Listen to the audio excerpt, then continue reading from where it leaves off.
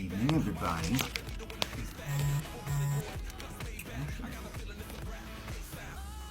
Alright, gonna do a little reading. Finally dyed my hair aquafuckery color. And I've got enough left in the bottle, I think, that I'm going to have enough to re-up it once it starts fading out. I'm really hoping that this one doesn't go red like the blue-black did. I think it's the black part that made it go red, though. So hopefully, if we have to lighten it again, next time we decide to change colors, or if I decide to go back to blonde maybe, hopefully then that will be more of a cool tone experience instead of a warm tone experience. But I'm digging it. I like the color. I'm not sure if it's exactly what we saw in the original hair color filter because I'm colorblind, but you know what we're doing what we can do. And first card out, Seven of Swords, sneaky behavior, secrets, lies, unexplained things in the world, cycle completion or travel. This is actually one of my favorite cards. I don't think that we kept the original world card in the Oracle. Maybe I'll expand it eventually. But it was just a silhouette of like a voluptuous woman being like, you know, like living free and everything. And when we imbued it with the Empress energy, this is what we got. And I don't know, it's almost like she's bowling with the world. I thought it was kind of cool. But she definitely looks like she just stepped off of like a cabaret floor, or like she was a cabaret singer or something. Page of Cups, we are following our intuition through this transition. The energy is on 11 right now, guys. I'm not sure what's going on. Should we turn on the portal? The heron, that is symbolic, not just peace and tranquility, but our gifts. And actually, I haven't actually showed you guys any of the images I've been working on. I'm thinking that maybe when I do Holophane readings, we'll just turn off all the lights. Ooh. The brightness is still a little wonky. You can't really tell what that is, but that's the image of the Temperance card right there. I'm hoping it gets a little bit brighter. Like, I reduced the brightness by like 95%, and you can make out the outline, but you can't really tell what it is or see the colors.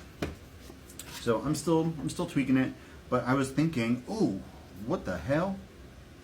We've got the Devil, which is obsession and like bad behavior, addictions, things like that. And then we've got divine justice and karmic retribution. I used the secondary image of Moloch, the one, basically when I made the two images, Spirit didn't want to decide. It wanted to use both. So I made one of them, the Temperance card, which is the peaceful image that we see here, and then the other one was meant to symbolize divine justice and karmic retribution. And that's this guy right here.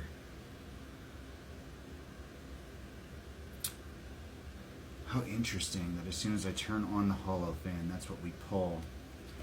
But divine justice is the meaning here. Yeah?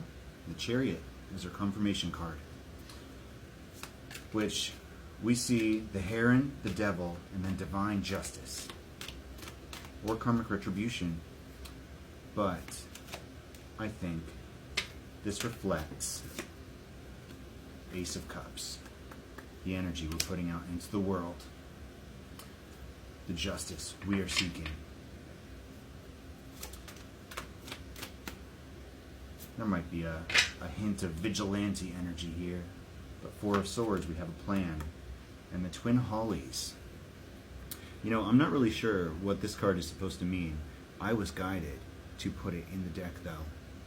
The Hollies weren't actually on the Synchronicity fan, but the cutting I took from the Twin Hollies that were outside of my window that I mentioned in a video once. I took that cutting and made a tree out of it when my sister came up to visit me after I almost killed myself. I didn't do it, and I took a cutting. It was a rebirth, a start over, an energy of trying. And the twin symbolism, I never really linked up with the twin flame journey or anything like that. But the holly does have a male and a female. In order to bear fruit, the hollies have to have a male and a female next to each other. And the twin hollies that were outside of my old apartment, they did bear fruit. So they must have been one of each gender. Divine masculine on the board. It could symbolize the divine counterparts. It could symbolize the twin flame journey. It could symbolize death and rebirth. But what's interesting to me is that I made it at a separate time than I did the oak tree or the bamboo grove or anything like that. It wasn't in the same time frame. But the circle of light down at the base of the tree, it reminds me of the ancestral well of energy. I'm not sure what to make of that. I think I'm going to continue to think about what that oracle card means to me. Queen of Pentacles. We're in no rush. We don't have to jump to conclusions about anything. If anything, we're resting, planning, healing, and making intentional moves going forward. Keeping an air of mystery as to what we're doing. The divine masculine showing up here with the Ace of Cups and the Four of Swords and these twin hollies. Divine justice, karmic retribution. I think that the divine masculine followed the example of the Queen of Pentacles, completed cycles, following his intuition and found tranquility, overcame his addiction, dealt with his karma, and is now trying to start a new beginning in love, making plans to go forward here.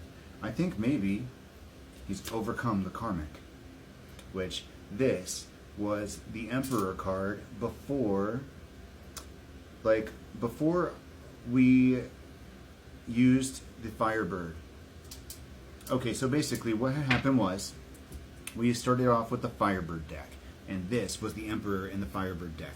But this was just a generation of concept based on the Firebird, but like it wasn't imbued with that energy. It was just like, okay, this is our Emperor card, you know what I mean? Like we just generated one. That's what this is. And then I gave this image and the picture of the Firebird to an artist that I found on Reddit. It was a Reddit artist. I think the username was Artifexa or something like that. I can probably look it up. But my intention was to have an entire deck commissioned, and then I ended up changing my mind, and I only used the one card for the Emperor. And then I fed the Empress and the Emperor into the other cards. But by using a human to translate the energy of the Empress into another card,